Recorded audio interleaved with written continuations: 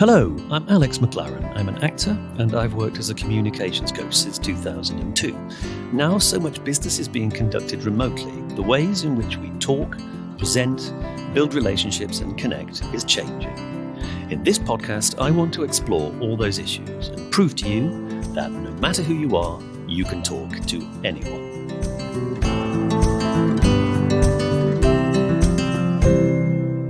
Hello and welcome to You Can Talk to Anyone, the podcast where we open the bonnet on our communications engine. I'm Alex McLaren. And I'm Tom Salinsky. And this week we wanted to talk about horrible bosses.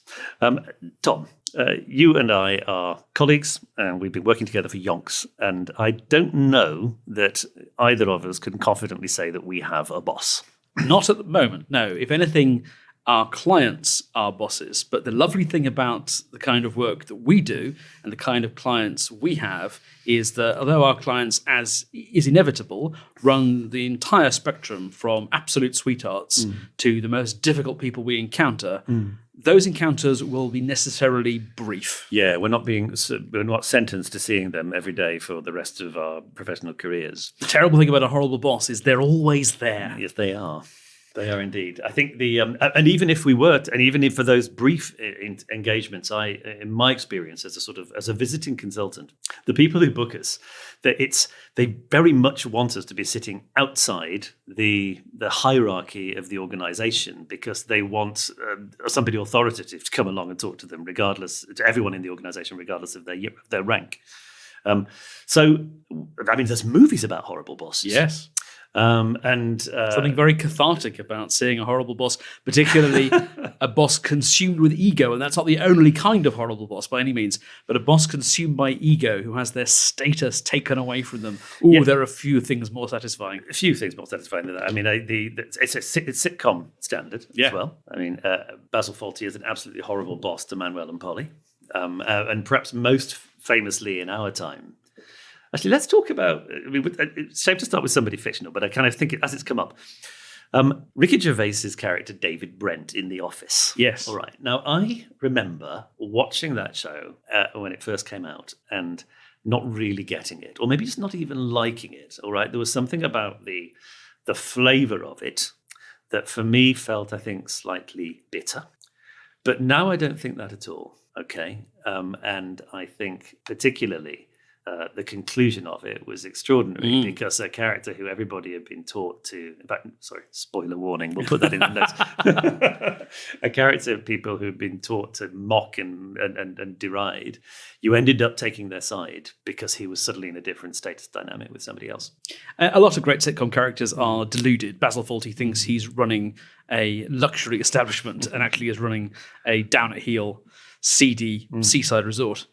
And likewise, the brilliant thing about David Brent is he's not a monster who is lashing out and using the power given to him because of his position in order to belittle other people. He believes he is the ideal boss. Yes. He believes that he is a friend to everybody in the office. Chilled-out entertainer.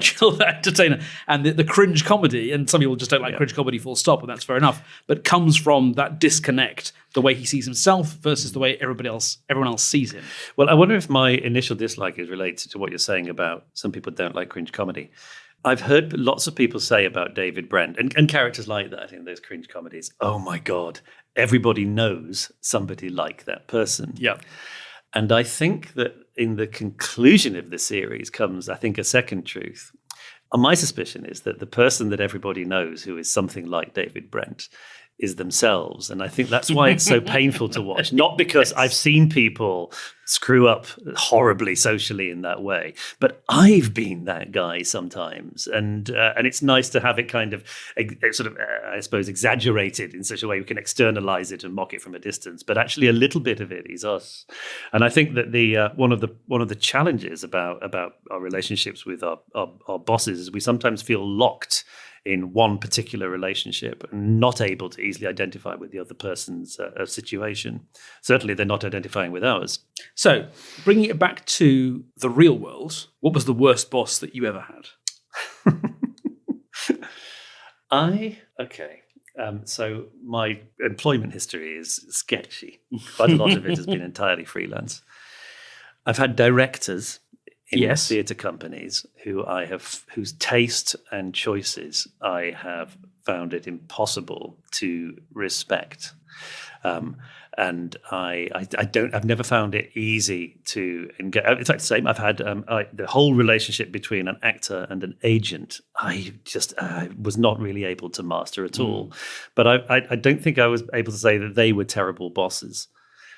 Just it was a bad fit. It was a bad relationship. Yeah, I don't want to take on. I don't want to say it's all about me, but there is that sense that I can convinced that I can handle these situations better than I did, and that it means, of course, I don't have to worry too much about whether it's their fault or not. There's something I can do about it. I once had my first ever job was selling tools on Preston Market. Tom, can you imagine that? This was prior to my days working in Ponsonby bookshops and going to Oxford. And selling hammers and saws and things. Yeah, screwdrivers and wrenches.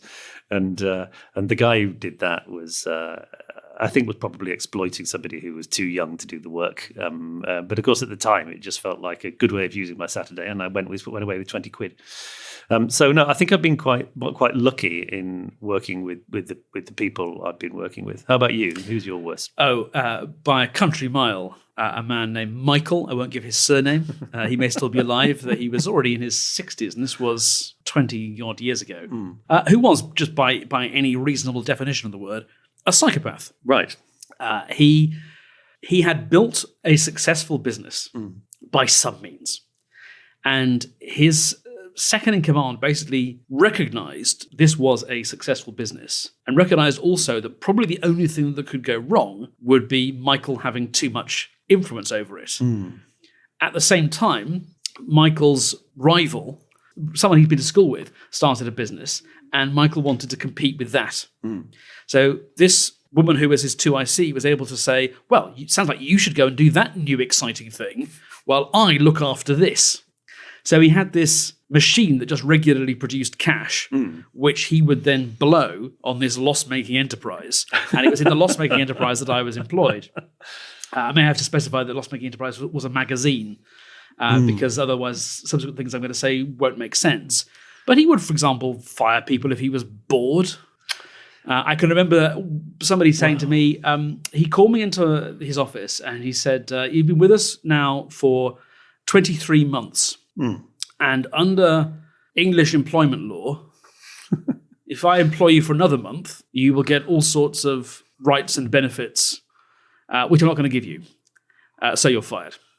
But you can come back on a freelance basis if you want. Oh my God, this is like P&O down there, right? Yes, yeah. In which basically everybody was fired in order to be replaced by people who, it turns out, weren't able to do the job safely, and so the whole outfit has stopped. And he would employ me and one or two other designers to lay out the pages of his magazine. And then when we were done, he would come along and sit down at the computers and open the graphic design software and mess everything up. Right. In order to get it how he wanted it. We actually figured out a scheme, me and the more senior person there, where John would sit next to Michael, watching him mess everything up. As soon as he closed a file, I would quietly reopen it in the background and try and reverse the most egregious changes that he'd made, or at least the ones I thought he wasn't likely to notice, and try to get the pages looking a bit more acceptable before they went off to the printer. If you're a horrible boss, and you're unlikely to have to be popular with your people, I would argue that you're probably less likely to have a happy team. Unhappy teams don't do great work, and so you can't surely be a horrible boss for long unless there's some secret ingredient. And I'm just wondering, what is it to do with the how can an incompetent people manager hide out?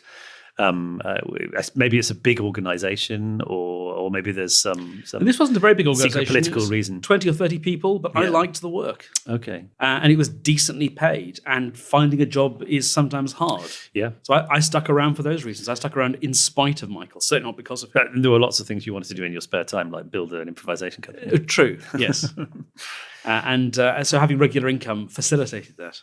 One question that does come up when I'm working with corporate groups is, okay, so let's look at how we do this, how we do that. But then the question of politics within a sort of a big hierarchical institution comes up. It came up the other day. I was giving advice to a junior person who is preparing support material for a senior person who, once it's all sorted out, will then go to another senior person with this new, even sort of polished sort of support material, who will then go and have a meeting with the client and use this support material to talk them through it.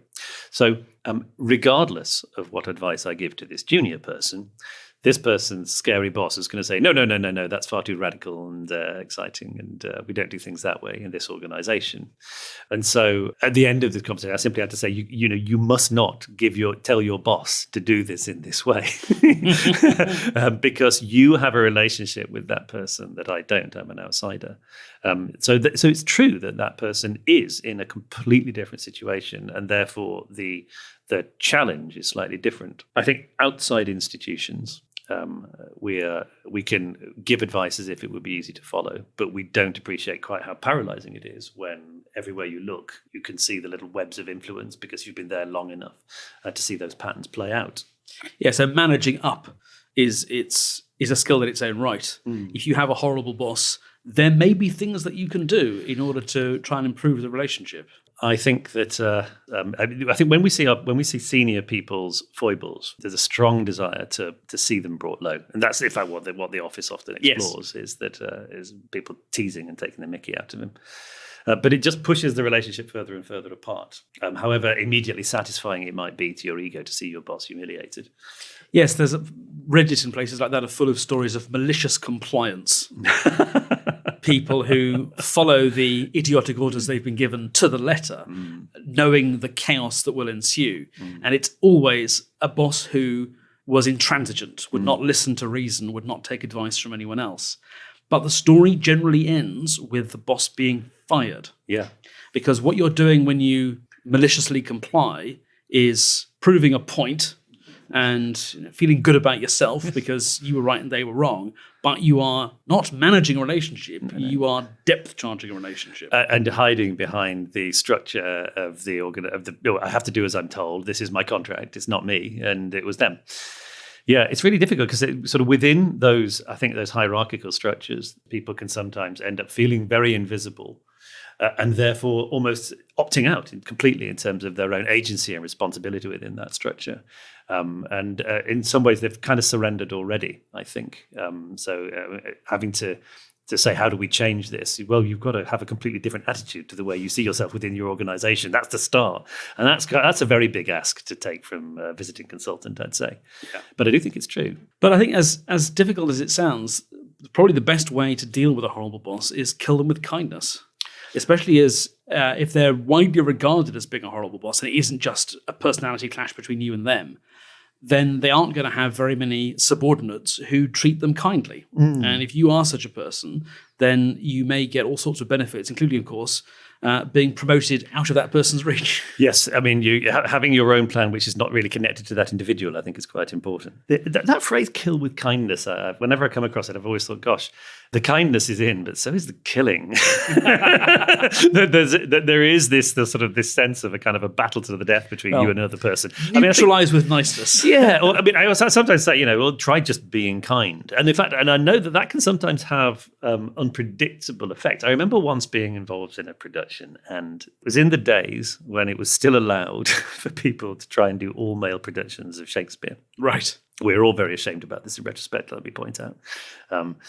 We were slightly less evolved. But what it meant was that the entire company was an absolute sort of ferocious, angry hotbed of testosterone, and the director was very unhappy. And I remember him confiding in me, and me going, oh, well, chap needs someone to listen to. And I tried to be a shoulder to cry on for the duration of the production. Actually, it wasn't a total disaster for me in retrospect. It was a much better production than he thought. But he's never really, well, I sometimes think he's never forgiven me. Do you know what I mean? Because you're the one who saw his soft underbelly. Yeah, the vulnerability, kind of like that. Okay, that was actually something I shouldn't do. Maybe he's actually himself. He can't forgive. He shouldn't have put me under that emotional pressure. I don't know. But there are risks attached to a kind of to adopting a counterintuitive approach to a situation like this.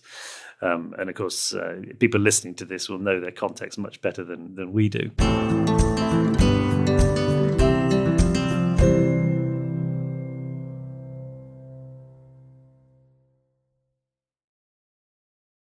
Do you think the pattern of being a horrible boss is changing? You and I are old, Tom. Yes. And it may be that if you're a manager in your 20s and 30s, then you won't be behaving like the psychopath you described. I hope not. And yeah, he was a business owner, which is a particularly implacable kind of horrible boss. There's no one that can fire him. So malicious compliance won't get you very far.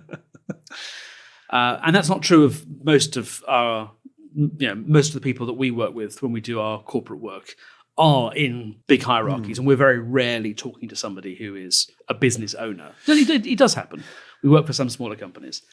But I think it's also there, as you point out, rare to have business owners who are quite so megalomaniacal and psychopathic. It's maybe a bit more common in bigger companies where one way of dealing with somebody who is unpopular and unliked is to move them, and it's much easier to move somebody upwards than sideways. Yeah, I mean that Peter principle that everyone rises in an institution to the level of their own incompetence. Exactly, the organisation keeps promoting them until it finds something that they can't do, and that's where they stay. So everybody and talk about how you're pushing yourself to do things beyond your capacities. Everybody you meet in a hierarchical organisation is either new in the role or has demonstrated that they're incompetent. It's true. I also wonder whether I'm thinking of the different kinds of client we have. If we're working for younger groups, roughly, and they're often sort of creative organizations like advertising agencies, creative outfits don't really endorse hierarchies in the same way as, say, a law firm or a bank would. And so I say in those, there's much more kind of a collegiate feel. They don't have the sort of the boss relationship in which they're showing up to report in somebody's very smart office with the data. They're sitting at a shared desk with MacBooks. And so there is at least in theory, we're just all a bunch of guys doing great work together. But they do have those painful relationships, and they're with people outside the organization. It's their long-term relationship that the client manager has with the marketing person in there. And so in some ways, the boss dynamic happens like that, because as a client relationship manager, I'm responsible for the firm, for my advertising firm, in its engagement with the person who regularly pays us for the things that we're promising them under the contract. And that is where the client can end up deciding, I just have to insist, this is what I want it now, I want it yesterday, all those kind of the table banging. It doesn't happen inside the advertising firm, it happens between them and their clients. And again, often the person who's managing that client is quite a junior person. So a lot of those same patterns apply. But I do think if somebody is banging a table and saying, listen to me, the thing to do is to listen to them, because until you do, they'll keep banging the table. And I've sometimes had to listen to people's sort of asking me to give them permission to teach that person manners. You can't behave this way. It's totally unacceptable. And it's very hard for me, not having actually been there in the room or watched this interaction, to know that would be good advice. And generally, I would say you need to err on the side of generosity. How about you? Talking about advertising is reminding me of my least pleasant experience on a training session. Okay. A consultancy session, actually. It was a piece of pitch coaching. And this was just a completely screwed up situation from start to finish. The guy who had done most of the creative work for the campaign, and this was a pitch, so this is all preliminary work, but this guy, firstly, is not popular within the team. Secondly, has already quit. And so even if they win the business, he's not going to be on the team that actually delivers it. He's just here for this pitch. And I've come into this room. This is like my second or third day working with these people over about 3 or 4 weeks. And this guy has the floor and is taking us through his part of the pitch. There's maybe about 15 people in the room around this big table. And there seems to be some general disagreement that he's managing to deliver the story as cleanly as possible. And I said, did you think about starting the presentation with the logo and then showing how you arrived at it, rather than doing all the preliminary work and then doing the big reveal? You just make them impatient.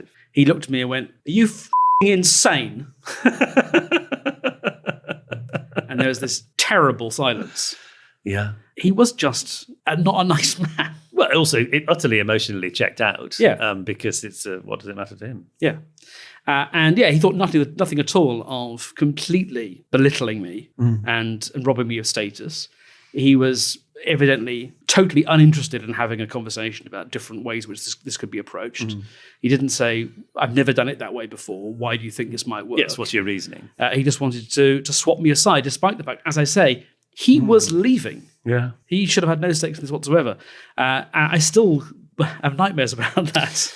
It was so humiliating. Yes. No. Okay. So I'm trying to think if I've had a similar occasion. No, well, I mean, occasionally people get in heavy arguments with me because there's there's places they don't want to go in the work that we're talking about. But I don't think I've ever had that kind of sort of brutal face down. I do remember occasionally people will say things to you which are shockingly inappropriate, but it's more, I usually attribute that. I usually find a sort of a way of looking at it like, oh, how very confused you must be. Or they may just be from the Netherlands. Was this a Dutch person? No, it wasn't. No. We're talking about, I guess, power-crazed people and people who are, for some reason, genuinely not interested at all in the well-being of the other person in the interaction or the other person in the institution. What are good bosses like? Captain Picard. No, he's a textbook case. Right.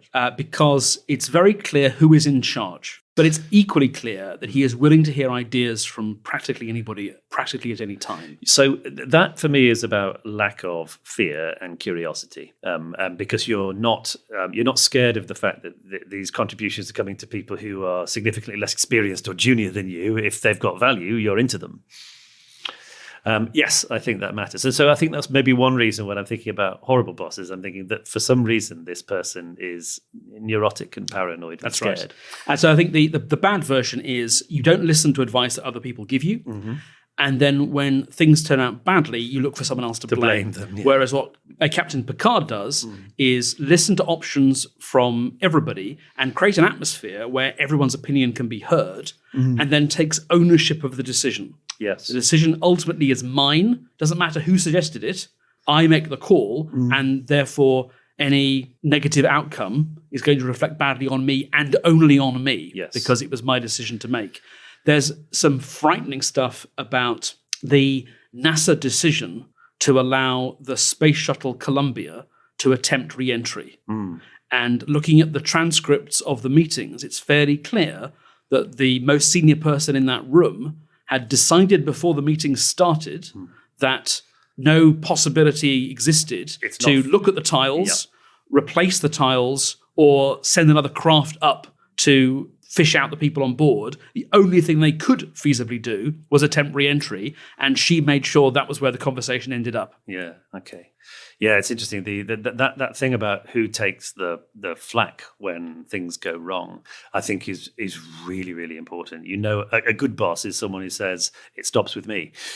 When the shoutings come down from on high, if the last shouting is in your face rather than what you turn around and put in other people's faces, then I think people will notice that, and it's a sign of a very good boss. I think it's also, I mean, just to end on a positive note, I think also bosses credit people. It's not necessarily the same as just giving people random compliments. I remember that's a very, very happy time working for a while at the British Council, which is at the end of the Mall. And a couple of bosses I had. One of them was always giving me things to do which were not part of our brief because she was interested in them. And she said, don't worry, it's on me, which is always nice, which meant I was free to get really into it and do a good job. But I remember one occasion when we did something for Jim, our boss. And I remember because I was drafting letters for him, he said, take a letter. And I said, I want to thank you personally, I typed, for the excellent contribution you made, last week when we set up that meeting in Brussels. I know it's going to make a big difference. All the very best, Jim. I then printed out 6 copies, and he wrote my name on one of them and handed it straight back to me. But I just remember he would always be taking the trouble to do that. And it was partly to do with the fact that he wasn't always in the office. And so when he was with us, he was really building relationships. He was taking us to the pub and talking and making friends. And good bosses celebrate successes as well. The last big company I worked for, the management team would make a big song and dance about every success the company had, and would make it a success that everybody in the company, a team of about 70 or 80 people, a success that everybody could and should celebrate. And I remember that ostentatious public celebration of success being the only, I think, way of bringing everybody in a company together that I think I've ever seen. What normally happens in big organizations is people get increasingly siloed. They want personal successes. But in this organization, I saw a way in which everybody can feel a part of, God, I hate to use this word, Alex, but I'm going to. Yeah, you are. The family. And if organizations in which there's a culture of that, in which everybody's contributing to it. I mean, in fact, famously, the NASA at a Happier Time, somebody visiting Cape Canaveral sees a guy with a broom and says, "What do you do?" And he says, "I put people on the moon." I don't know if that story's true, but I'd like to think it is. Oh, it's just great. It may not be true, but it's useful. Yes. If you're out there and you're looking for ways of guarding yourself against bad bossness, look for ways of crediting everybody in the organization for their contribution. I'm Alex, and with Tom, we deliver sessions in organizations, big and small, with groups, senior and junior, right down to individuals. So do get in touch with us. We're at info@the-spontaneity-shop.com. You can find us on Twitter at @spontaneityshop. Or you can find me personally at Tom Salinsky, or you can email me, tom@the-spontaneity-shop.com. Thanks again for listening. I'm Alex McLaren. I'm Tom Salinsky. See you soon. You have been listening to You Can Talk to Anyone with Alex McLaren and Tom Salinsky. The producer for The Spontaneity Shop was Tom Salinsky. You Can Talk to Anyone is distributed exclusively by Acast.